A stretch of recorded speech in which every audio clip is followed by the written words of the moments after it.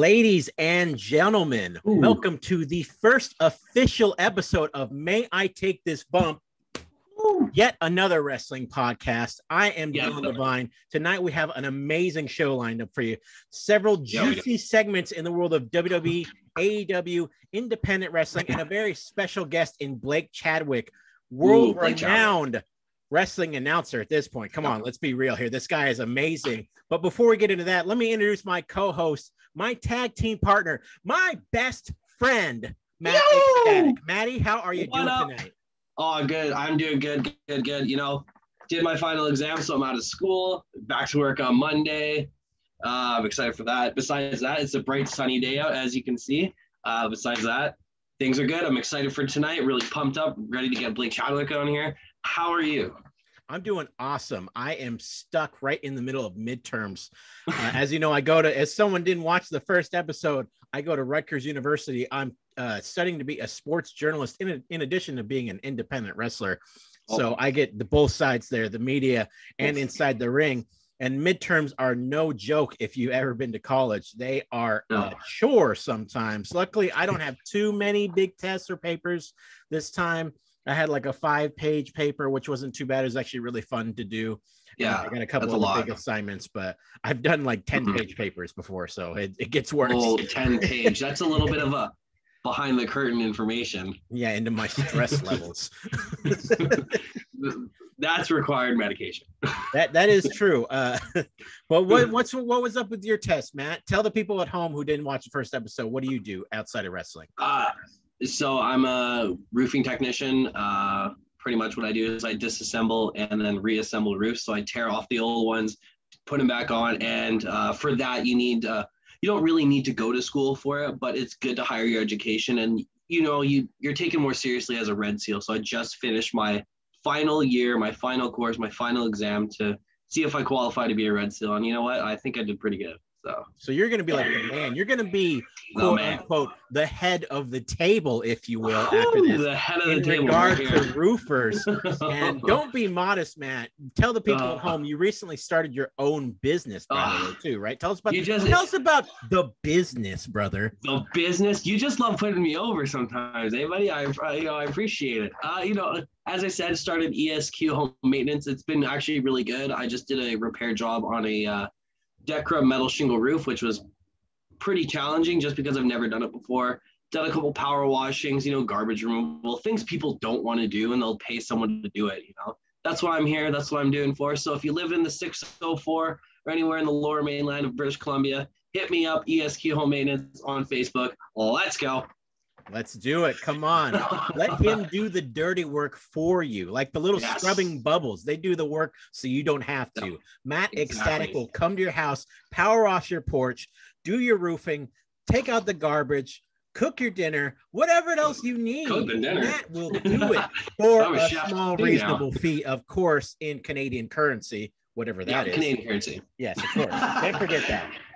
What else is going on in your life, Matt? Besides, it's just not all work and no play, right? What are you doing for fun right now? I know neither one of us is wrestling at this current moment due to COVID. It looks like it's finally turning the corner a little bit with the vaccine coming out and everything. Yeah.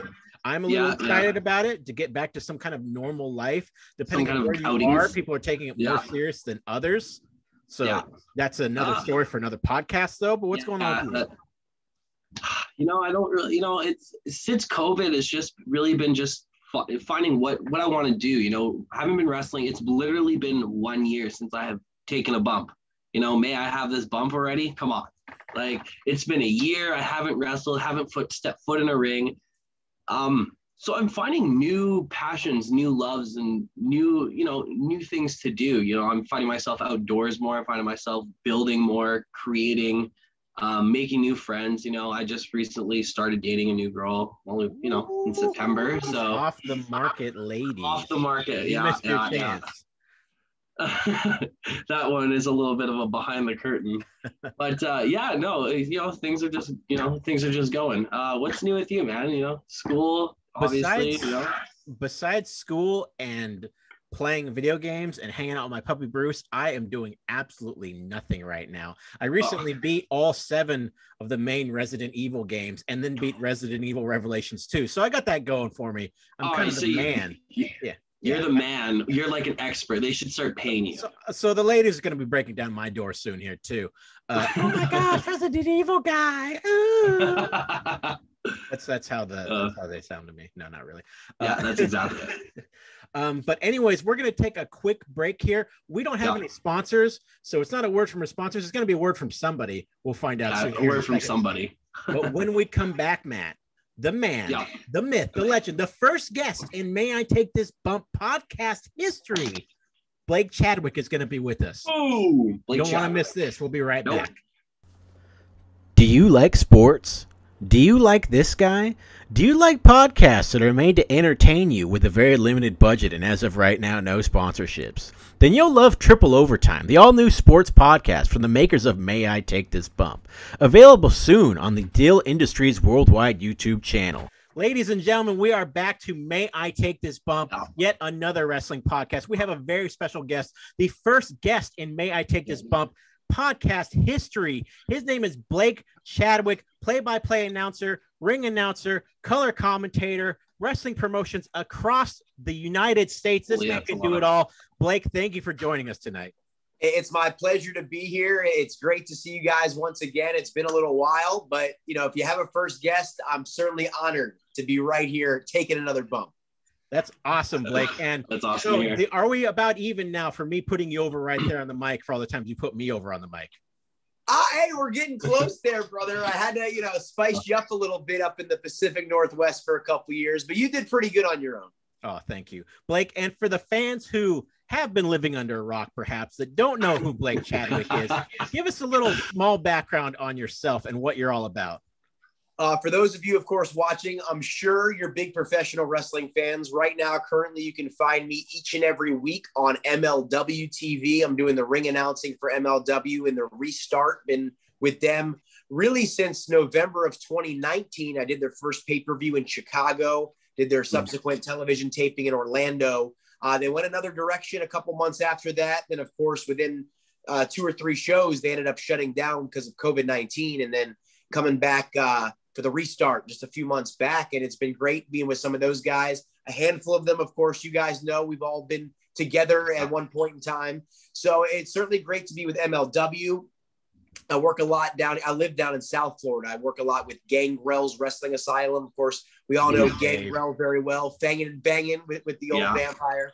And, it's great, of course, being a part of that company and helping out there, doing some behind the scenes stuff and doing the ring announcing and their commentary. And, obviously in the last year or so, not a whole lot of opportunity, of course, for you guys. You're in no man's land as it comes to COVID-19. So not really a whole lot of opportunity in general. In Florida, obviously, we've had some events, but certainly very scarce. Most of them made for TV kind of situations, just based on the fact that you can't really have a house at the moment. So, wrestling wise, haven't really done a ton in recent times. MLW, of course, right at the top. And, in the past, West Coast Wrestling Connection, where, of course, I was connected with the Fit Club. And then you go back to, an affiliate of the WCWC, Paragon Pro Wrestling. I was with them for about a year. That was a great experience in Las Vegas. I was with the Ring Warriors, who has done stuff in Florida. We've done stuff in Vegas. We were on WGN a few years ago. So I'm sure at some point in time, if you're watching this, you're certainly a hardcore wrestling fan. So I'm sure you've seen me at some point in time, but, still a lot left to go and would love to be on another level at some point soon. And Blake, of course. That you do have an impressive resume, my friend. You just looked it up. That was like 40 pages right there. Yeah, that's not fitting on one single page right there. This man's done a lot, and he's still continuing to do a lot. And as I said before we brought you in, you are one of the best in the business right now, and obviously a star in the making. Yes, sir. And Blake, what year did you get involved in professional wrestling? First event, July of 2004. You got to change the decade there. You go all the way back to 2004. It was about 6 weeks or so after I graduated high school, did my first event there. It was a hell of an experience. And, it's one of those things where we try to not look at ourselves as old or we've been around such a long time. But being in that locker room in 2004, being in a locker room today, way, way different. And Blake, 2004 was a while ago, not to date you. I started in 2010, so I'm coming up on 10 years, which is weird, right? So that's weird. But as far as I know, you started as a ring announcer, right? You never did start as a wrestler or take any bumps or anything. Why is that? Is there a reason why you never actually got into wrestling? Did you ever want to be a wrestler, or is it just strictly I want to be the man with the stick? That's a great question. I mean, I've always wanted to be Jim Ross. I mean, to be honest with you. I mean, growing up, I was, I grew up in Virginia, so I was kind of in WCW territory. I certainly watched tons of WWF, tons of other smaller organizations, kind of getting right out of the territory system at the time. And, WCW being right there, I'd see them once, twice a month sometimes, and they'd come 5 minutes from my house. So I was a little bit more of a WCW guy than a WWF guy. And, I was drawn right to Jim Ross. I mean, on the same front, Gorilla Monsoon, but Jim Ross is the guy that I've always emulated. You go back to his work in Mid-South, and you go look at him in the UWF, and pretty much I'd say like that 1987 to 1992 Jim Ross, right before he jumped to the WWF before WrestleMania 9. To me, and if you take a real hard listen and look at what I do at commentary, I think there's a lot of parallels and similarities, because that's the guy that I pretty much try to model myself after. I've always loved the business literally since birth. But I guess I looked at it the same as I looked at sports. I mean, I know, Dillon, you're a big sports guy, and, you look at it, 7, 8, 9 years old, even if you have some level of skill, you have a pretty good idea. I'm probably not doing this past the high school level. If I'm super lucky, I'm almost definitely not doing it past the college level. So I looked at it as something where I always wanted to be involved in sports. Wrestling was always a passion of mine. I didn't necessarily think I had the longest bump card, if you will. So, and I thought about it and said, I could be a guy that fills out a card. I could be a guy, a journeyman, go from town to town, make mid-level money, whatever it is, just kind of have fun and be a part of things. Or I could maybe be a voice of the generation, So I look at it and I say, my ceiling is a lot higher as an announcer. I'm going to go where my bread is buttered. That's very smart of you too. Very smart. To not be the guy that fills out the card, Dillon Divine. But no, a lot of people don't have that kind of recognition in themselves. Like, what is my best quality? What is my best talent? Where do I fit in? Yeah. And I had to come to terms with that too, in terms of being a wrestler. Like, I'm not going to be the intimidating guy on the card, right? Like, I was working for Roddy Piper when they were doing Portland Uncut for a Portland wrestling revamp for God knows how many times, right? And they had all these huge jacked guys on the card. And I looked around and they brought me in as like one of the scab heels. And I was like, there's no way I'm going to be like an intimidating heel on this. So I tried to be goofy and funny. And I was like, maybe this could be my niche or niche, or however you want to pronounce it. And honestly, that's where it like took off, and where I got more opportunities being the goofy guy with the ab wheel, the dude who kind of looks like Bob Backlund, right? More so than if I tried to be the super tough badass guy. Like, that wouldn't have worked. So the next time we're on a card, you have to say the alphabet backwards. It's true. And the vice presidents as well. So right, exactly. So Blake, to touch base on, so you were emulating Jim Ross. Is that one of your influences, you'd say? Absolutely. I mean, when it comes to commentary, and as Dillon, set the table at first, I do commentary, I do ring announcing, I do interviewing, I do hosting. And to me, that versatility, I mean, that's had me meet you guys. I mean, I would have never done Paragon Pro Wrestling if I was only a commentator. I got an opportunity to do ring announcing, and then I was brought to Portland originally as a ring announcer. And then he shuffled the deck a little bit. And then I got my opportunity as the play-by-play commentator. And as you guys know, in this business now is a little bit different because everything is streamed or broadcast on some medium, whether it's Fight TV or YouTube or whatever it is. But even when, in 2010, I mean, forget 2004, 2010, a lot of companies, unless you're already on TV or you're on a certain level, they didn't really have that auxiliary talent. So me coming in as a commentator, where am I going to work?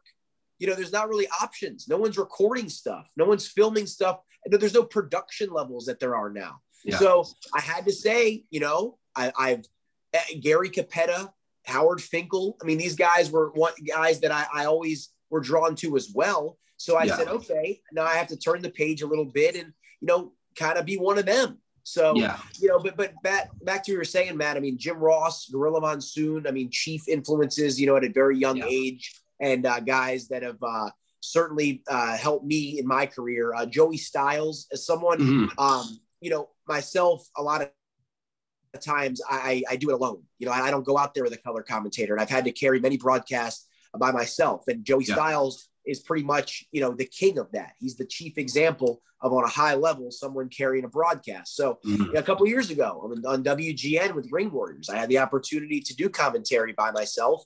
And all I could think of is, how would Joey Styles do ECW on TNN? Just one of those kind of things. And, those guys certainly been big influences. I mean, you could look at Gordon Soley, obviously. I mean, the dean of professional wrestling announcing, Lance Russell, even to an extent, Michael Cole, just based on his longevity. I mean, a lot of these guys are people I've always, Tony Schiavone. I mean, they're all people I've tried in some way, shape, or form, even if there's a little nugget here or there, just grab something from them and try to help make it my own. Because these are all, I mean, again, different territories, different times, different personalities. And to me, if you can blend that all together, it gives you a unique style. Of course, and that's also involving growth, right? You can't just stick to one thing and hopefully it rides out for your entire career, right? You can't just piggyback on one little thing. You have to incorporate different things, all the information, the positives and the negative criticisms, and to kind of like mesh that together, find out what works for you. And with all your influences, taking little things that's brought you to where you are today, and to just bring that's going to bring you higher and higher, right? So it's actually interesting how you went from watching wrestling to becoming an announcer, because most people watch wrestling and they're just captivated by the wrestling itself. So with that being said, who would be your favorite wrestler? That's a great question. Don't discount it in any way, shape, or form. I'm absolutely drawn into the wrestling. I mean, it's something that, I didn't want to just be a commentator. It's something, I mean, I'll go back even a little bit into my fandom. Go back to when I was about 10 years old. First time I saw Rey Mysterio Jr. Absolutely captivated my mind. I mean, actually, maybe I was 9, but still. I mean, the guy, to me, was on another level, did stuff that I'd never seen before, but never once did I say, I can do that. I mean, Matt, you can do that. But thank you. I can't do that. So it's one of these things I said, that's amazing, but I would love to call a series of Hurricane Ranas and head scissors takeovers and planches and all that stuff. I mean, to me, that was my way of being a part of, Lucha Libre or something that is way out of my skill level. So, and the wrestling that I always thought that, I would emulate was kind of dying as I was getting older, that slower style that, that more rest holds, working a body part, that kind of stuff. I mean, that's something, where you're really drawing heat, that kind of stuff is not as present, because more, as you guys know, today's wrestling is very much of a TV style. I mean, you don't see those 15, 20-minute house show matches like you once did. So, but my favorite wrestler, I would say all time, is got to be Sting. And that's just a guy, the franchise in WCW, and, the guy that, next to Hulk Hogan and next to Ultimate Warrior and these larger than life characters are the ones that really, just made me fall in love with the business. And, throughout the years, I can certainly say a Shawn Michaels, the aforementioned Rey Mysterio Jr., I mean, certainly right at the top. And another guy that I'd probably throw right there in the mix, who probably throughout the Attitude Era and when wrestling was really at its popularity, that I could say definitively was my favorite, that's Kurt Angle. Yeah. Angle. I think Angle kind of gets lost in the shuffle a little bit now, historically, right? Yeah, nobody really gives him that. Like, everybody knows who Kurt Angle is, but they don't really know the impact and the ass kicking he brought and the attitude he actually brought when the Attitude Era was like hot. The dude was so good so fast, it's like almost sickening for me to go back and watch as a worker now. Like, it's like, why can't I be that guy? You know what I mean? Like, you're like enthralled by him at the same time. It's like watching Patrick Mahomes throw a football. You know what I mean? It's like, no one else can do that. Like, that's just God-given talent right there. Yeah, I think we could all say pretty definitively, no one has picked up the business as quickly as he has ever. No, not like, no, I don't think so. Like, you could think of some, but like at the same time, it was just like Angle and boom. It's just that mind. And so, talking about guys from the business historically, Blake, if you could call any match, one-on-one match, history of the business, dead or alive, any venue you want, whatever, right? What would it be? I'm sure you've thought about this. And just for everybody out there watching, I mean, he just threw a curveball right at me. I wasn't ready for that. So well, I saw the Mets stuff in the background, so I had to throw it at you there. So are you talking a match that actually occurred or a fantasy booking? No, any fantasy booking you want. You've got your own eFed right here, brother. So go ahead and log on and tell me which match does Blake Chadwick. Of course, it's got to be in the Tokyo Dome or something, though, right? So I would say, I would probably, not to be too cliche, but I'd probably say MSG, just because it's so historic, but it also is intimate enough to where you can really feel the crowd. I feel like a Tokyo Dome, obviously historic, one of the most probably the most famous international venue there is. But at the same time, you're looking at 60, 70,000 people. And, there is a reaction there, but it's not the same kind of feeling that I think the Garden elicits. So with that being said, I would like to run back WrestleMania 24, Shawn Michaels and Ric Flair, but both in their primes. Oh, because I think for my money, you'd be hard pressed to find two better workers ever. Who's heel and who's baby? That's a I good think question. I think just based on the formula, Flair's got to be the heel. I mean, to me, if you could take like 1995, just won the Intercontinental title, ready to move up to the world title, Shawn Michaels, and then take like 1989 Flair when he's feuding with Steamboat. I mean, to me, those two guys on those levels, I mean, that to me is professional wrestling, because I can call it like a sport. You got two athletes. You're going to have the drama. You're going to have an element of sports entertainment, but it's still at the end of the day, two guys that can just flat out go for as long as they need. So on that note, Blake, we're getting close to wrapping up your interview here. What is your absolute goal in professional wrestling? Like if you had a magic wand kind of thing, like again, fantasy booking, like Blake Chadwick can go, boom, this is where I end up. Where would it be? Well, for years and years and years, it's been a very simple answer. It's to sit in the middle chair on Monday night. And, to me, to call the flagship of the flagship company, I mean, it pretty much solidifies I'm the guy. And, obviously you guys, when you're in the ring, to be the guy, whether you're in the main event or you're the top, draw at a promotion, or you're strapped, you're the champion, whatever it is. I mean, that's your way of being the guy. The way I'm the guy is basically leading the main broadcast for the main company. So that's how I look at it. That's still the answer. But if you put me on that middle chair on Wednesday nights on TNT, that would be just as sufficient to me, because I look at AEW and I see, obviously there's a lot of modern take to it. But I do see professional wrestling in AEW. Whereas I watch WWE and I don't see as much professional wrestling as there once was. I mean, you see elements of it. I mean, things like recently with a guy that we all know, Adam Pearce, I mean, some of the segments he's had on SmackDown. I think largely SmackDown, which is, on Friday nights each and every week. I mean, that's something where, to me, you see a little bit more of an element of professional wrestling than sports entertainment. But AEW, I mean, a lot of the times, whether it's the blood or just the storylines or whatever it is, I mean, you do see a little bit more of that traditional. And, with the WCW ties and my WCW history and background and everything, to being Wednesday nights, I mean, that would be very, very cool to me. You heard it here first. You heard it here, yeah. Somebody hire this man for a television job. Somebody hire Blake Chadwick here for the... Well, listen, I mean, AEW's, I mean, they just added another show. So, obviously they've got you and Paul White. Get Shivani out of there. Blake Chadwick and Paul White. Yeah. Who knows? And one thing that, isn't a little bit of an advantage, I guess, about being an announcer as opposed to being a wrestler. I mean, in some way, shape, or form, though it's a little bit different than other sports, I mean, you guys kind of do have a ceiling. There is a timetable. At some point, you can't do it anymore. Yeah. As an announcer, that is the case as well, but it's a much larger spectrum. I mean, Shivani, Ross, I mean, those guys at some point, they won't do it anymore, but they can still go another 5-10 years if they want to. Right. So that's one of those things where, just got to stick my nose to the grindstone, keep plugging away. And, at some point a spot will be there, but it's, that would be great to be able to be a part of something like that. Positive mentality. I like it.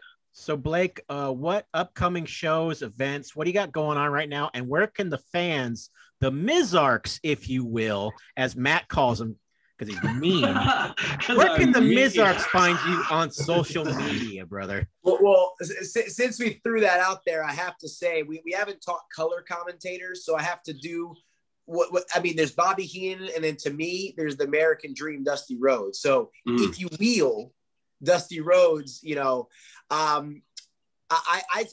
it's funny right now. Throughout the pandemic, for the last really year or so, I mean, obviously I'm very much in the professional wrestling business, but I really started to do a lot of MMA and a lot of boxing. Really? And I'm really expanding into the combat sports, and that's really taking off. I mean, last November had the biggest opportunity of my career. I was live on NBC, and that was with MMA. And, as much as wrestling, has given me and it's been great, wrestling hasn't really been present for the last year. But, MMA and boxing has found a way, especially down here in Florida, to keep plugging along. So, I just had a boxing fight a couple of weeks ago. I had an MMA fight last weekend. Actually, next weekend, I will be at Gangrel's Wrestling Asylum. So back on March 13th, I don't know when everybody will be listening to this, but if you want to check out gwaflorida.com, GWA Florida on social media, YouTube, Facebook, they will live stream the show. I'll be ring announcing and commentating along with Ron Nemi. I don't know if you guys are familiar with Ron Nemi. He's been a part of ICW, their No Holds Barred events. He's doing their commentary, and he also used to run IPW, Independent Professional Wrestling, back in the early 2000s. It was one of the bigger promotions in terms of on the independent scene. A lot of AJ Styles, a lot of those Georgia, Florida guys were a part of that back in the day. So Ron's been around a long time, so I'll be doing some commentary with him. Good guy. And actually, I'll be a little bit near your neck of the woods there, or your old neck of the woods. I'll be in Oklahoma. I'll be in OKC coming up in a few weeks for the XFC. That's the main MMA company I work for, Extreme Fighting Championships. And we'll be doing an event, I believe, in Sewanee, Oklahoma, just outside of OKC. And that'll be great. I'll be actually adding my 11th state to the resume. So I'm looking very forward to that. Ooh, look at this guy. Where can the fans follow you on social media, though, buddy? Yeah. I'll say at some point I'll be like you guys and throw countries in the mix too. But where can the fans find you on social media? You got Twitter, the gram. What do you got? What are you rocking? You can find me at StatGuy BAC. That's StatGuy BAC. Twitter, Instagram. I'm not as active on Twitter. Really trying to get that going. It's just, I don't know. I mean, I'm not trying to make myself feel old here, but it's just always been kind of hard for me to get fully invested in Twitter. Instagram, I'm definitely active, and Facebook, I'm certainly active. You can find me on there as well. I do have some openings on the friends list if you want to add me, Blake Chadwick. And also, he hasn't hit his 5,000 yet. So. We got a couple spots open, brother. I haven't hit my limit yet. And are you going to hold a tryout? Only $50, brother. And then I also have a professional page, the Blake Chadwick professional page. You can check that out. I do some live videos from there. I do some sports live streams occasionally. I haven't done as many in the last year, but things have been pretty hectic, but I'm going to try to ramp that back up a little bit. And it's one of those things that's kind of tough. I was around before social media was really a thing, and just try to stay. It's weird for me to constantly, in a way, like put myself over. So it's kind of, I don't know. I'm still not 100% used to it. I'm the same way. I probably wouldn't have most of my social media if I wasn't in wrestling. And at the same time, it's hard for me to sit there and go, very true. Look how awesome I am, guys. Come watch me wrestle. I feel like come watch me wrestle. But that's part of the game. And it's part of the game in terms of being a wrestler. And like I was talking to Matt, I'm going to school to be a sports journalist. It's part of the game for that too. You got to stay plugged in. And if you guys are into college basketball in addition to boxing and MMA, Blake is definitely a guy to follow on his professional page. His picks are amazing. He picked Virginia to go from worst to first, and my brother is still mad about it in our bracket pool together. Austin, here's a shout out. You took the L to Blake. I'm saying it right here. Sorry, brother. It's all good. It's all good. Listen, college basketball has always been my thing. I mean, sports in general are my thing, but I've always actually I played high school basketball, and the games are pretty similar, so it allows me to understand it a little bit better.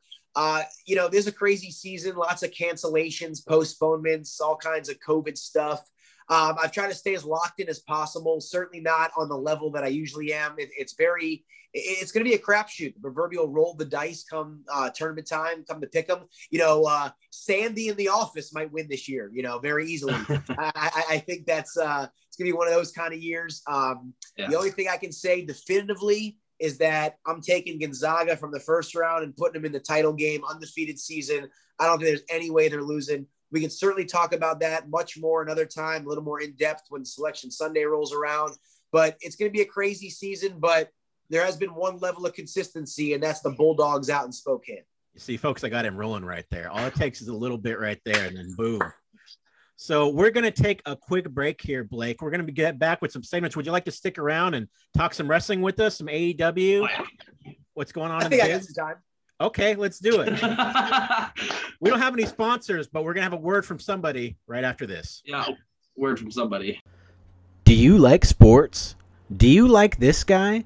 Do you like podcasts that are made to entertain you with a very limited budget and as of right now, no sponsorships? Then you'll love Triple Overtime, the all-new sports podcast from the makers of May I Take This Bump. Available soon on the Dill Industries Worldwide YouTube channel. All right, ladies and gentlemen, welcome back to May I Take This Bump, the first official episode, yet another wrestling podcast. We're joined by Blake Chadwick, ring announcer, color commentator, play-by-play, college basketball expert. He does MMA, he does boxing, he does everything, and now he's going to talk some pro wrestling with us. What is going on in the news right now? Holy. So, Shaq versus Rhodes, or the tag team match that they had, that thing was unbelievable. Yeah, Shaquille O'Neal, the Big Diesel, in an intergender tag team match to open AEW. Did you catch that, Blake? I did catch that. And, this is a match that's been built for a long time, a couple months now. I certainly can understand the TNT crossover. I do find it a little strange. They do it on the go home show to a pay-per-view when you only have like 4 or 5 pay-per-views a year. I know AEW trying to keep pay-per-views a little more special. To me, maybe I'd move the pay-per-view a couple of weeks or something. I mean, to me, it kind of, this past episode was pretty heavy, between that and Tully Blanchard wrestling for the first time in 30 years on TV and, all kinds of, extra bells and whistles. So I don't really love that idea, 6 days or 4 days before pay-per-view, but I thought it was a great match for what they did. Shaq, at his, he's not young, but I think he worked around his limitations very well. I don't think he really exposed the business very much. And, Cody played his role. And I'll tell you what, Jade Cargill certainly has a future. She looked like a star in there. She's certainly a powerhouse and well put together. And I'm a little biased, but Red Velvet hit a home run. I mean, she's an absolute star. I mean, from the first time I saw her, I knew she'd be something in this business. And the first match I ever saw her wrestle, it was her, Mia Yim, and Rebel in a triple threat. And it was like her 4th or 5th match ever. And she hung with those girls. And I knew that Red would be doing something at some point. I necessarily think it would happen this quick, but at the same time, I mean, that's a benefit of living in Florida in a pandemic. You get a huge opportunity. They gave her the ball. She ran with it, and couple that with Brandy Rhodes getting pregnant at the perfect time. The door's open. Perfect time. Yeah, the door's open, and Red walked right in, and she made some moments. So. And especially working. Oh, go ahead. I was just going to say, can we talk about, I got to commend Cody Rhodes. We all know he's an amazing worker, right? But to have a celebrity match with the guy, I'm sure Shaq's had some training, but he's not as seasoned to have a live match against Shaquille O'Neal and to take a back body drop and a power bomb from this guy. This wasn't just them getting in a scuffle. Like, remember when Shaq and Big Show got into it? They did the choke slam, the goozle off thing, and all that. That was all fun and all fine and dandy. But Cody Rhodes has taken some big bumps from a guy who's not only is he not as trained as other professionals, but Shaq is humongous. He could accidentally propel you into outer space if he wasn't careful. That back body drop, he didn't even bend. He just like shoved it. He tucked his chin and went whoop. Matt, would you take a back body drop from Shaq? Oh, yeah, I'd take a back body drop. I'd probably die. If Shaq had you against the ropes, he was like, "Yo, watch the back body drop," and he just shot you in. You know what I mean? And just into outer space. I'd give you myself outside the whip. Just sorry, outside. I'm out. Launch you over instead. Yeah. I thought the match was great. I thought the match was great for what it was. So, like you said, it did not expose the business. Like, it's hard to be critical of a guy who had that good of a match, who doesn't have actual wrestling experience, right? Like, I'm sure they did some kind of training, but they booked him like he was Andre the Giant out there. You know what I mean? He was like a beast. I think everybody played their roles beautifully. And then Shaq took a huge bump through the table and did the ambulance job for Cody Rhodes. Look at the professionalism from the big fella, man. I thought it was awesome. And you certainly have to give the shout out where he honored Brody Lee right before he did the power bomb, which I thought was very cool. I'm sure he had a little bit of an assistance or an Iggy, if you will, but I'd imagine that Shaq, was watching the product and certainly was very aware of Brody Lee. So I do love that synergy there. To get into the minutia of the actual wrestling and the scientific wrestling of everything going on there. I mean, the one thing that I would say, where you kind of walk that fine line, I mean, they hit the spots, your back body drop, the cross body through the table, the power bomb, all that stuff. But even when they locked up, you're looking at a 7'3" Shaquille O'Neal. You're looking at, 6'2", whatever, Cody Rhodes. And it didn't feel that ridiculous.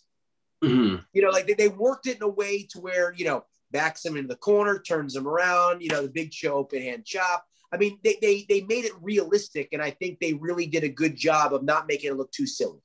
Well, I'm going to touch base on that because I just watched a little bit more today, and I loved when it was classic too. The lockup. Shaq didn't even move, like no lead or anything, just like locked up because the bigger guy, and then Rhodes goes for the little kick and then grabs the arm ringer and just starts going for the arm ringer. And then Shaq's just like, no, see ya. Just bombs him. Just like the big man. How disappointing would it have been if he hit him in the arm ringer and Shaq just dropped to his knees in a huge cell? How dumb would that have been, right? Of the first arm ringer. I can't stand that in like a traditional wrestling match, let alone if it was Shaquille O'Neal. No. What did you think of, Blake? What did you think about that being the opening match, though? And I've read some different things online. They say it was so they could get done early, and so they get that spot on Sports Center, get that spot on all the sports channels, all the TikToks, if you will, as the kids say, and get that shine. Do you think that's what they are going for? And do you think putting that as the opener as opposed to the main as the build-up, the hook, was the right move for that match? I can certainly buy into it. I think you can make a case for it just being about in a couple segments. I mean, you can make a case for it being in the opener. You can make a case for it being at the top of the hour. You can make a case for it being in the main event. I think there are a few spots it could have fit. Certainly, if you're trying to draw in a casual fan, you have Shaquille O'Neal open the show. It's exciting. And then if that fan hears Sting is coming out in a little while, the Big Show is making his AEW debut. You have a lot more name recognition, some more talent, some guys that, casual fans might know a little bit more, and it has them, be able to stick around. I think if this match was advertised as, the main event, I'd say a good portion of the audience might not tune in till 10:30 or 9:30. That's a good point. It's kind of one of those damned if you do, damned if you don't. Someone's always going to criticize where it is in the time slot kind of thing, but I thought Dillon, it was interesting it being the opener. Go ahead. I think what you said is absolutely accurate, though, how they wanted to get everything out to the media. They wanted to get that because, again, 20 years ago, 23 years ago, Karl Malone, Dennis Rodman, they're doing their spot on Nitro. that's going right to Sports Center after the main event. Mm-hmm. Now, Shaq does that spot at 8 o'clock. At 8:15, it's all over Twitter. Mhm. So I think you see the difference where media now is digested immediately, or back then, you let it play out. Just a quick small tangent. That's why I don't do TV news, because it's a dying business. 13 years ago, I had an internship at a local ABC affiliate, or CBS affiliate rather, and I saw there's no future here. People are not waiting till 11 o'clock to find out what happened that day. They want to know immediately. So AEW, they push it to the socials. TNT pushes it to the socials. ESPN, all the major media outlets put it out there. And before that main event comes, millions of people have already seen it. Yeah. Mm-hmm. And it's tough, like you said, like news media, as far as on cable television, it's a tough business to try to claim your stake in right now. And I'm in sports journalism, and like so much of it is just evolving. You got to evolve with it too. Like you said, you got to be willing to be plugged in with the TikTok and the Twitter. Like you said, you're like an 84-year-old man trying to figure out Twitter still over there, but you got to figure it out if you want to keep up with the times, right? You can't, it's like wrestling though, like if Matt and I want to keep wrestling, we can't go, we're never ever going to wrestle this style or this kind of match or anything like that. We're only going to go in there and do wrestle like we're the Rock and Roll Express or something like that. It's probably just not going to work, right? We're not going to get booked much. So you got to roll with the times, and you got to constantly evolve out there. Yeah. Roll with the punches, accept change and roll, go with it. Because if you don't go with change, then you're just stuck. So where do you guys think the Shaq, do you think an angle is going to stem for this Shaquille O'Neal match, or do you think that was a one and done? Like he did the funniest thing to me is he does the ambulance job, right? And then he's in the ambulance and they go to check on him later and he's gone from the ambulance. Like he's the Undertaker, but then they never talked about it again. Like no one was like, where's Shaq at? And it was like, he was never there in the first place. Like, where is this going, Blake, in your opinion? That part was a little cheesy. I think that was in a way to kind of, as we all know how this works, to get his heat back. I think that in a way is, so he's not laid up and, he's Superman. No ambulance can hold Shaquille O'Neal. Where I think it's going, we just mentioned his name a minute ago. The WWE never paid it off. So who better to pay it off than the competition? I think we're heading towards Shaq and Big Show. Ooh, you know what? Paul White. Remember Paul White. Paul White. I was no more BS. Yeah. I was actually talking about that today with my family. Big wrestling fan. My mom's husband, and he was just going on about like Big Show and AEW, Shaq and AEW. I'm like, yeah, they're probably going to do something, and probably more than what, because they had the little scuffle in WWE. But I think it's going to be more creative because now they have so much more opportunity, and it seems like they won't be held back. Just kind of, here's a little bit of freedom with our little write down, and then just kind of go with it. I don't know when it would happen because, again, we're talking about Shaq, who's never really had a singles match before. We don't know how much training is involved. We don't really know his schedule. If I had to guess, I'm going to say either Double or Nothing in May or All Out in September, looking at that match. Yeah, Shaq, I would imagine, is a busy guy, too. He's got Inside the NBA, and he's got all his commercials, all these endeavors he's in. In terms of businessmen, Shaq has got to be in the Businessman Hall of Fame, right? All the stuff he's got going on. If I'm Paul White, I'm challenging him for the rights to Papa John's. I want to see that. That is it right there. Get this man on the booking team. Blake, have you ever done any booking in wrestling? Yeah, actually, it's 2021. The curtain's wide open. Might as well just talk a little bit here. I certainly work a little bit behind the scenes at Gangrel's Wrestling Asylum. I work behind the scenes in Virginia Championship Wrestling, VCW, which is my home. That's where I started. I've Ring Warriors, I've been a part of things before. I've never actually had like the physical book where it's just mine and, a literal book that they hand you. The literal book, but I've certainly been a big part in putting together shows. I like to think there's certain aspects I can help with, obviously with character development. A lot of times, when I like to let the guys do their thing because that's their thing. But, if you want to get something across, certainly, don't have a problem saying it. And, it's something that's always intrigued me. I mean, I've watched interviews from like Dillon about booking, Kevin Sullivan. These are guys that, I've spoken to in person. I try to emulate, what they do. I mean, to me, the creative aspect of wrestling has always been very much one of my favorites. So, well, there you go. Add another thing to his resume. He also there you go. It's just another thing. Moving on from Blake's impressive resume that is way better than my own. Our show should let's just talk Blake's about resume. Let's talk about something that is extremely relevant in the year 2021. And that is Soulja Boy. Oh, Jesus. Soulja Boy versus Randy Orton. The legend killer versus the guy who peaked in 2007 when flip phones were a thing. There was no such thing as the iPhone yet. He had one hit single, maybe two at best. Oh, Matt's got his shovel out. No, Blake, did you see the Twitter war? I guess it's a war. I read the tweets back and forth. And what did you think about it? And do you think this is a work, or is this just like Randy sticking up for the business? You were talking to me about a little bit about it earlier, and I heard about it. But, a lot of times with things like this, I don't take a deep dive into because I think it's largely nonsense. I would totally believe that it's a shoot.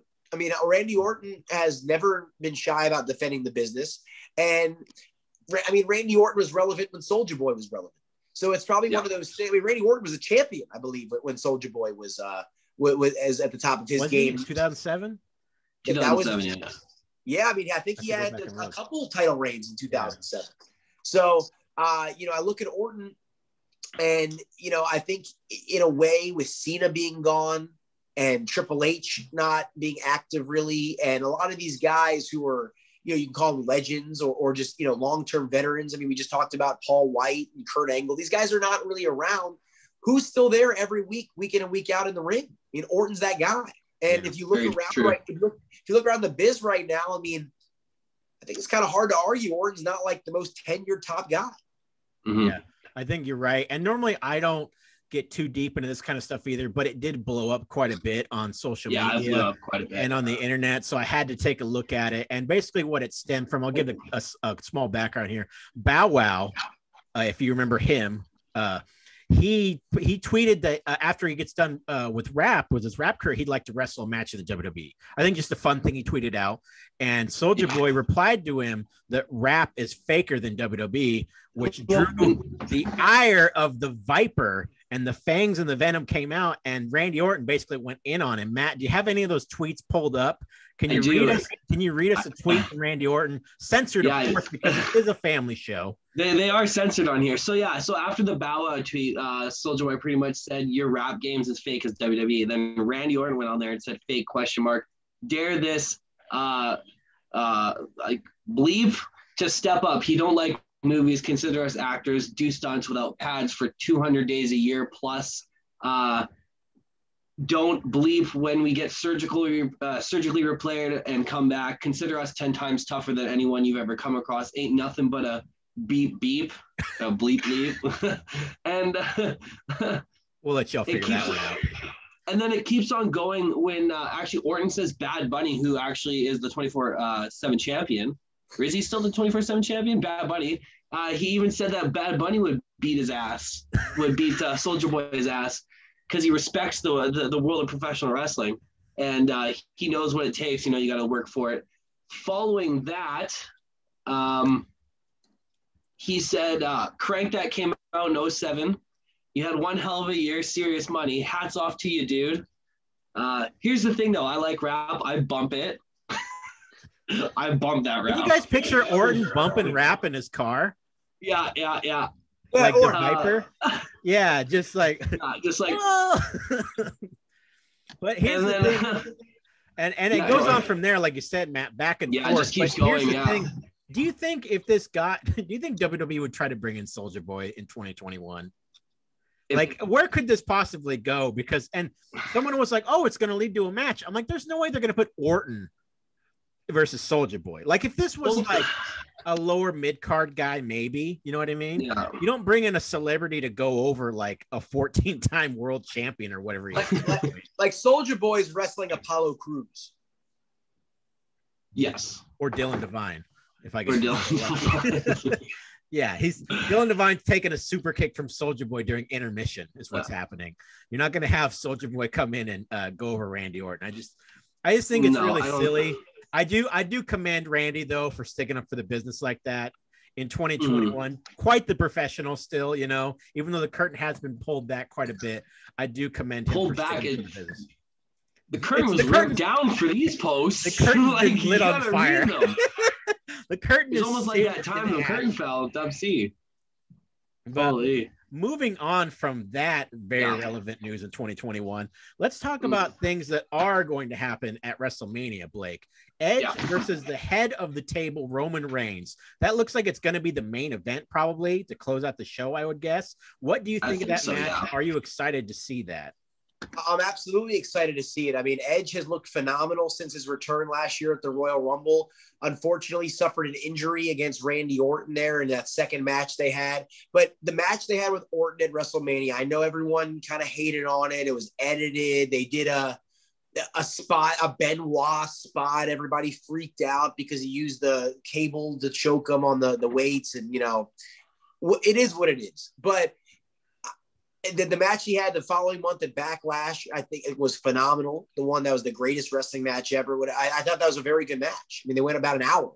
And unfortunately, again, he got injured. And, you know, Edge has, outside of his Royal Rumble pop, has not really been able to experience fans. He's going to be in the main event of WrestleMania with, you know, 25,000 people or whatever. And that's going to be a great thing for him. It's going to be a great match. And I'm assuming Roman Reigns is going to win. I think he's going to stay the champion. I don't really know, but obviously, I'm going to go ahead and assume that the end game wasn't Edge and Roman. I think they pivoted from The Rock and Roman because I don't think The Rock is wrestling in a 50% capacity stadium. Yeah, I think The Rock's going to save it for $75K or whatever it is. Yeah, but I think The Rock saw that and was like, that doesn't work for me, brother. And have you seen The Rock lately? Like, man's have carved out of stone. Is he even more jacked these days? Yeah, he's more jacked. He's huge. The Rock looks like he could eat Roman Reigns at this point. Well, and you know, seeing how they set everything up last summer, you know, the head of the table going through Uso and you know, all this stuff. I mean, it looked like it was kind of setting up for something with the Anoa'i family. And yeah, for sure. Put Roman over, I would think, right? For him, I would think The Rock would certainly put Roman over. But I think he's on such a roll. He's doing phenomenal work right now. I mean, he's a great heel. And I think if he were to lose to Edge, it would be, I think him winning over Edge, retaining the title, will be more beneficial for the company long term. Yeah, of course. I agree with you. I think Roman's definitely going to go over. It's not a match where I saw it on paper and I got like, oh man, I got to tune in kind of thing. Like, I think it's going to be a very good match, but I don't know if it's one of those matches that makes a bunch of people go, I have to see this. Like, I'm not saying it's not going to be a great match. I'm sure it's going to be a very awesome match back and forth, but I don't know if it's got that name power that, like, obviously not The Rock, you know, that's a different stratosphere, but like a normal WrestleMania main event. Well, I think the main part is the two names are obviously two top names. They're Hall of Fame caliber names. But I think the one thing that you just hit on there, I mean, there's really no heat. Yeah, there's no build-up. They've got what, a month pretty much to put some heat on this thing, which I'm not going to say they're not going to do it. But right now, as you just laid it out there, Dillon, I mean, that's exactly the case. You're looking at two great wrestlers, but there's really no issue. Yeah, there's no real background story. The only thing is, like, I watched a little bit of a clip today with an interview with Roman Reigns on SmackDown after his title defense to Daniel Bryan at Elimination Chamber. You know, I don't know. Like, it's a match that I think it's going to be good. Obviously, the fans are going to be really appreciative about it. They seem to be really into it. As he was doing that interview on SmackDown, you know, he was getting great heat from the fans. Then again, it could have been an edit, you know, because, you know, there's no real live action. It's, you know, so and his heel work is really, really good. Bringing in his Samoan background and being the chief, the head of the table, and portraying himself as he's the one that's going to bring peace and prosperity through his actions and being the champ. I think it's really good. But he's actually a heel. He's just portraying, like, everything he does is the best is the best for everything, right? That's the heel work he's doing. And then having a guy like Edge, a great ring general, great performer, overall great athlete. I think they're going to mesh really well, but it definitely, as Dillon said, it's definitely something I would read on paper and wouldn't get too excited about, but I'm excited to see the two collide. Yeah. And I want to ask you guys, because Blake, you said there's not that much heat there. Do you think that's because of the buildup, or do you think it's even possible to get heat going into a WrestleMania when there's like a pandemic going on and no fans in attendance? Because Matt and I touched on this last episode. It is really hard for me to get invested in a show where it's like they're basically in an empty arena. Yeah, and that's been an issue for the last year, almost at this point. I mean, for the first few weeks, it was really brutal when they were in that like completely no noise, no fan environment. And I mean, watching Stone Cold and Becky Lynch have a beer bash with no one there was super weird. And, you know, it's one of these things where for the last year, I've, you know, watched the product, I've tuned in. There's been things that I've liked. You know, I traditionally have liked what they put on SmackDown. You know, some things on Raw have been solid. The Hurt Business, I think most of their segments are pretty strong. But, you know, it feels like you're watching like a tape show. It feels like you're watching, you know, kind of like Saturday morning wrestling where there's matches and stuff, but nothing's really going to happen, you know, because it's hard to have a big surprise or a big impact when there's no fans. And it's that, you know, I mean, for all we know, it is taped. You know, it's like we don't really even know what we're watching. Exactly. Yeah, it's very true. Yeah, it's one of those things where I think that certainly plays into it. And Dillon, I think to answer your question, it's a combination of it. I think it's a combination of the presentation and the fact that for right now, 1 month before WrestleMania, this is largely a cold match. All right. And yeah, I think you're right. It is a cold match. Hopefully they get some heat for it because it does look like a great match on paper. And when Matt was describing the gimmick of Roman Reigns, I'm really into the gimmick. I love heels that think that they're like actually good guys. I think those are the best heels. You know, I think it was Mick Foley said years ago, like no matter how wrong a heel is, a heel has to believe he's right. You know, like you have like famous villains throughout history, like Darth Vader didn't go, man, I'm such a jerk. You know, he thought he was doing the right thing. Right. And that's what made him so dangerous. So, but we're going to move on to our next segment that we call Fans Bring the Questions. We got some fan questions here from Twitter, some commented in YouTube, and we're just going to touch on these. So the first one from Mike Marsh on Twitter, I believe, Twitter or YouTube, I can't remember, Matt, but he wants to know, what are your dream matches for Shaquille O'Neal now that he's in wrestling? Blake, you go first. Well, I mean, I certainly think you'd have to throw Paul White in there just because it hasn't happened yet. And I mean, you're talking about the giant and, you know, the giant of the NBA, basically. So I think it would be tough not to say that one. I'll step out of the box a little bit here. I like to see Shaq and MJF. Ooh, that's a good one. Yeah, I like that. Matt, what do you think? That'd be really good. That'd be really different. I'd love to see how MJF would work around that. That'd be a real challenge for him because MJF is a great worker. Great, fantastic. Love his heel work. Love the way he portrays himself. Definitely a challenge if he would work Shaq. I'm just thinking of the lead up in the promos. Matt, who's your dream match for Shaq? I don't know, Darby Allin. You know, how do you put the two together? You know, I don't know. Like, can you imagine the bumps that Darby Allin would be taking for Shaq? There you go.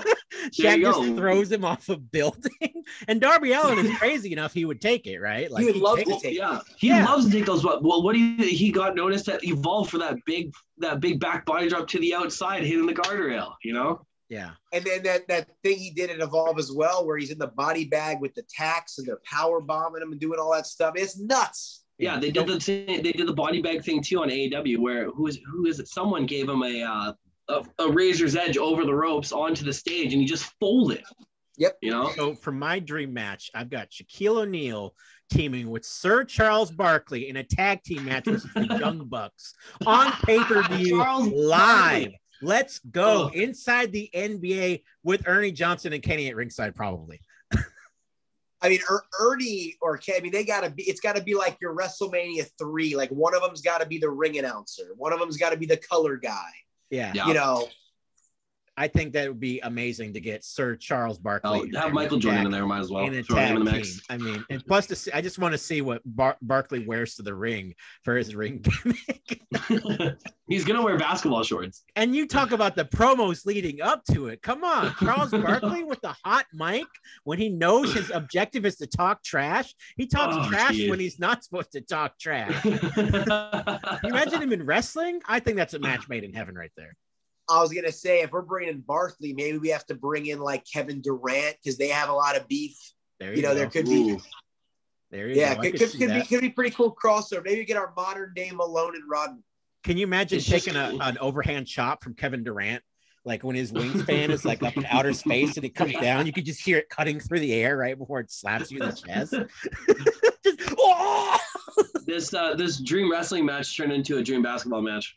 With wrestlers and basketball wrestlers. Yeah, now who's going to play in a basketball game? Let's do the other side, brother. No, I'm just kidding. So moving on, we've got KY Stucio, I believe that's how it's pronounced, on Twitter. He's got a few questions for us. So recently, Paul White, no more BS, right? Paul White announced that at AEW Revolution, there's going to be a Hall of Fame worthy talent signing and debuting. And he wants to know, who do we think that's going to be? So Matt, I'll let you go first. Who do you think that's going to be? Hall of Fame worthy talent. We know it's a guy too. We know it's a guy because what Tony Khan said, it's a guy. So yeah. I'm going to have to say it's Chicago born and bred. I'm going to have to go with CM Punk. I know it's a highly unlikely. He said it wasn't him. Yeah. Punk said on Twitter, it's not me, which, I mean. Really? I didn't see that. Are you serious? He did a Q&A, and he said, just so you know, it's not me. It literally said in the Q&A. I mean, he could be lying. He could be lying. But, I don't know. There's so many people. There's so much talent, I don't know. I'm going to stick with CM Punk, though. Screw it. You think he's lying? Okay, he could be. He could be lying. I don't know. I think. Now, this is a long shot, but I had to look at like contract situations, and I didn't know he technically wasn't signed. Can you imagine if Brock Lesnar debuted on AEW?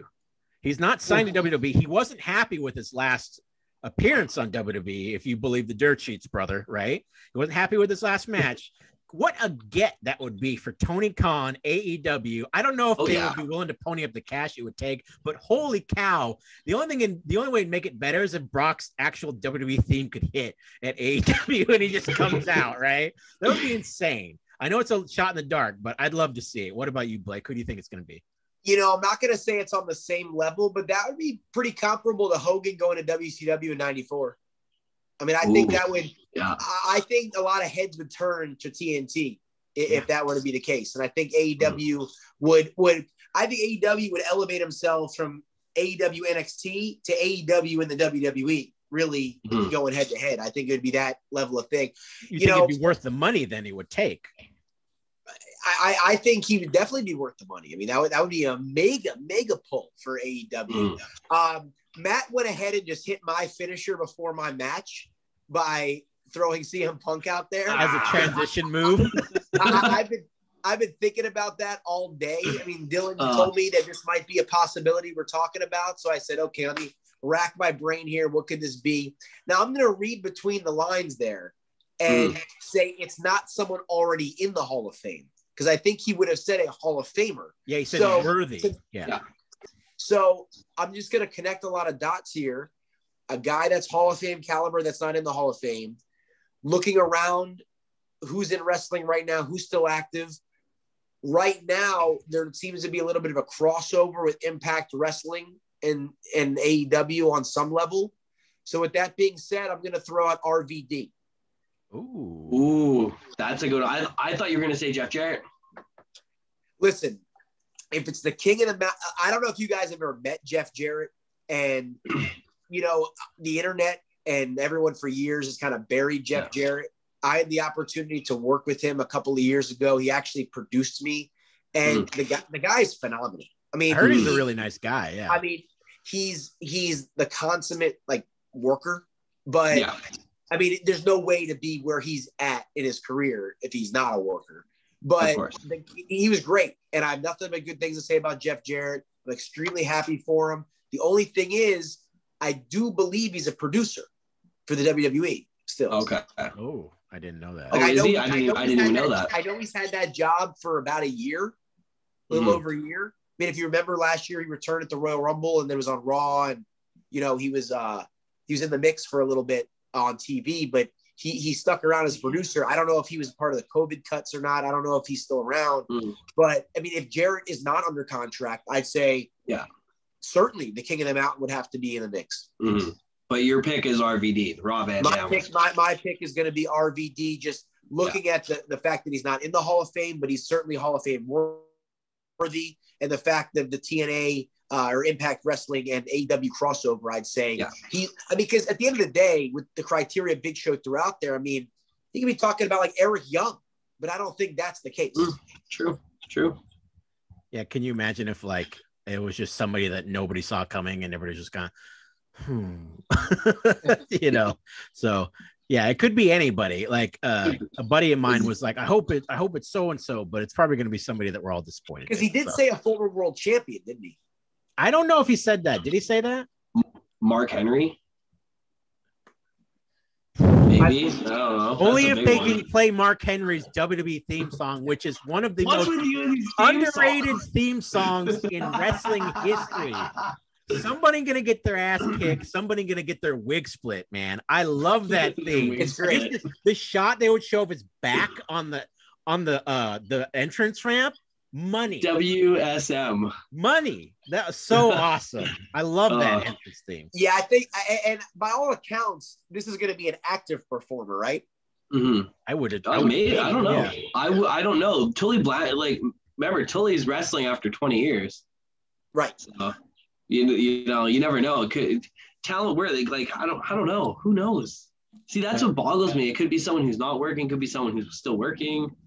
And this show is happening in 2 days. I don't know if we're going to air before then. So we're all just kind of making speculative picks here. And we're all going to find out at the same time. And then we're all going to look stupid next week when this actually airs. You idiot. Okay. It was this guy all along. How could you not see it coming? And we all said like Brock Lesnar and stuff. But anyways, moving on. Another question is about Bray Wyatt. Now, KY Stucio wants to know, when do you think Bray Wyatt's going to come back?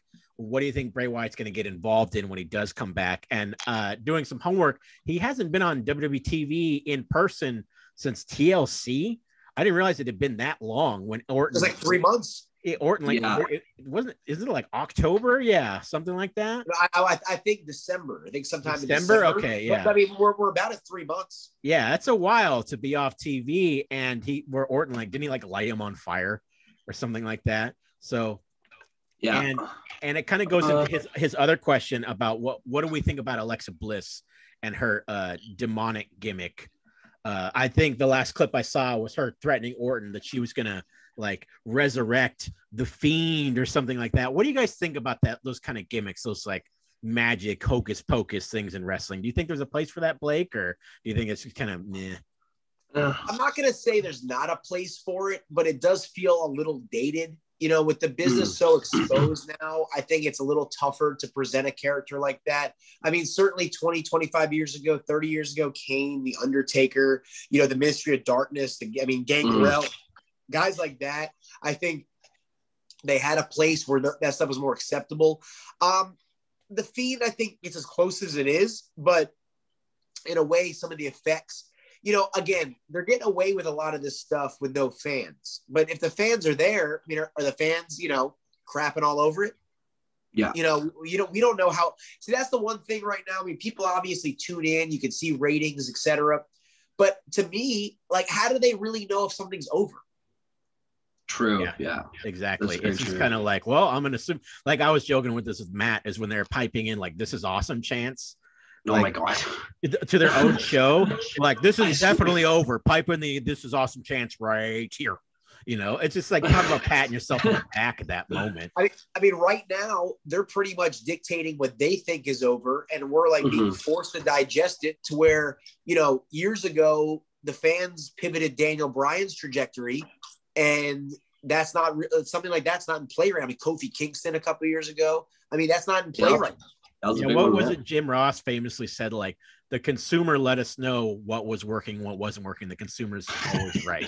The right? consumer's always right. You Yeah, mean he was the talking about, I believe he was talking about fans? Steve Austin. Don't quote me on that, but like the big Steve Austin push, you know? So Yeah. like the consumer will tell you like what is over and what is not over. But Matt, what do you think about the Alexa Bliss gimmick?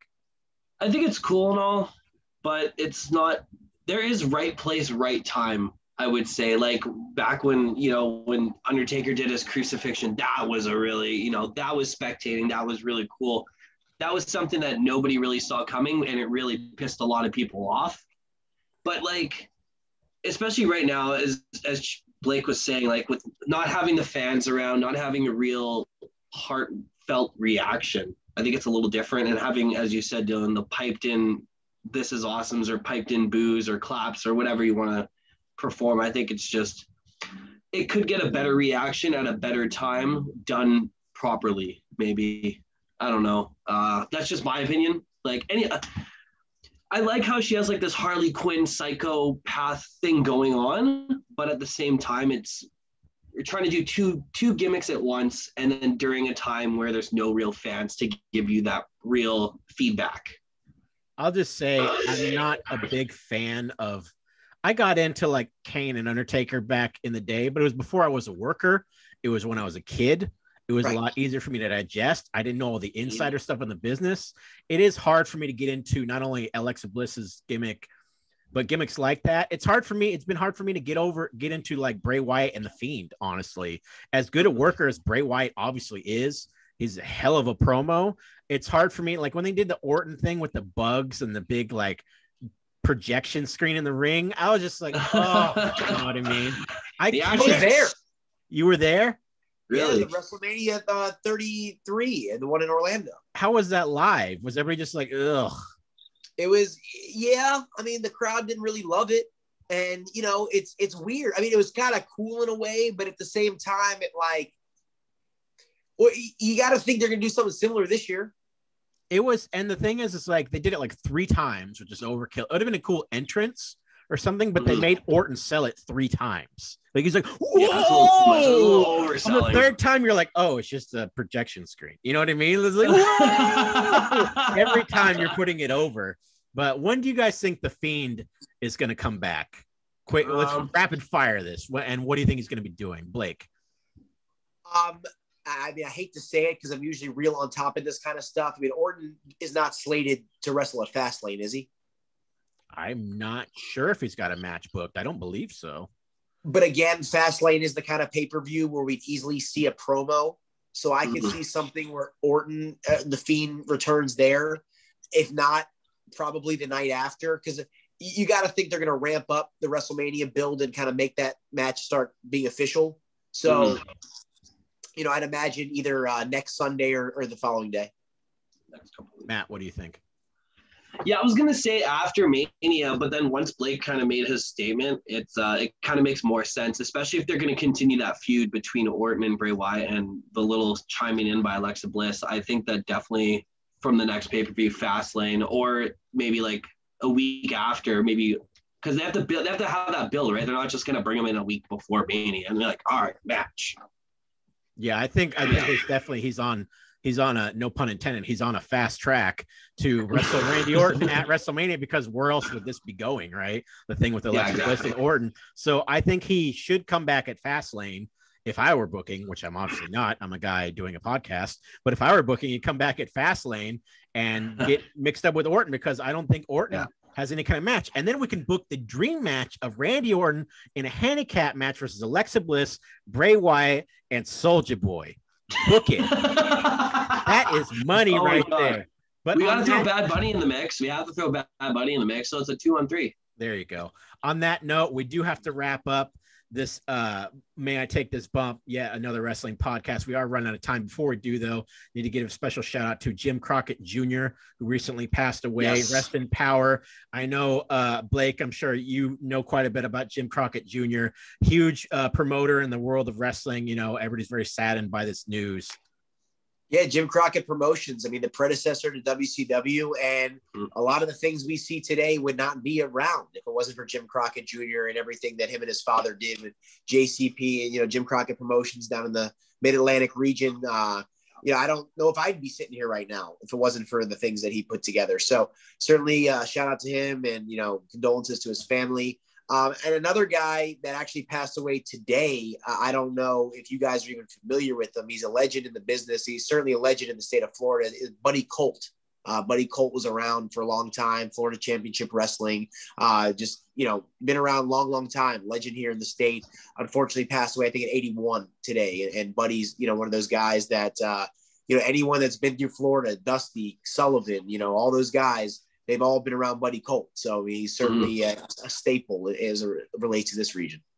Yeah. On that note, we are all out of time. I want to thank Blake Chadwick, our first official guest in the history of the podcast, for joining us, talking some wrestling. It has been great.